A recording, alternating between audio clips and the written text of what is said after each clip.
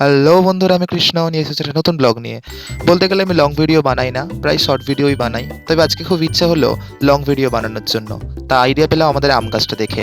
তোমরা ভাবছো আমরা আম গাছ থেকে কি লং ভিডিওর আইডিয়া? দেখো, আম গাছের তলায় অনেক আম পড়ে থাকে, আমরা জানি। আম যাদের গাছ আছে তাদের আম পড়ে যাওয়ার খুব একটা ভয় থাকে। ভাবলাম সেই আম নিয়ে একটা ভিডিও করা যাক। কচি আম তো আর পাবো না, তাই কচি আমের কচকচি নিয়ে একটা ভিডিও করা যাক। প্রথমে আমগুলোকে জলে কুচুটে কুচুটে কুচুটে করে ধুয়ে নিলাম। তারপর আমগুলো তুলে নিলাম হাতে।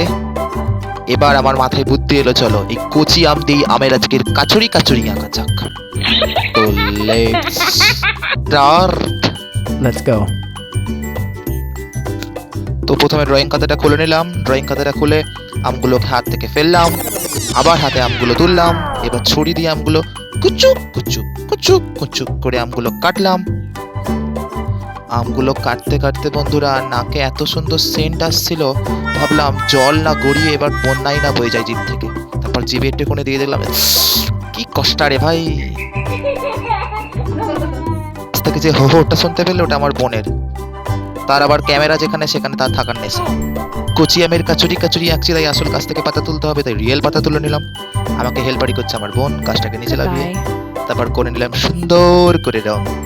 সুন্দর করে রং করার পর ভাবলাম গাছে তো পাতা লাগাতে হবে, তাই পাতার গায়ে করে দিলাম একটা সুন্দর করে আলতো রং।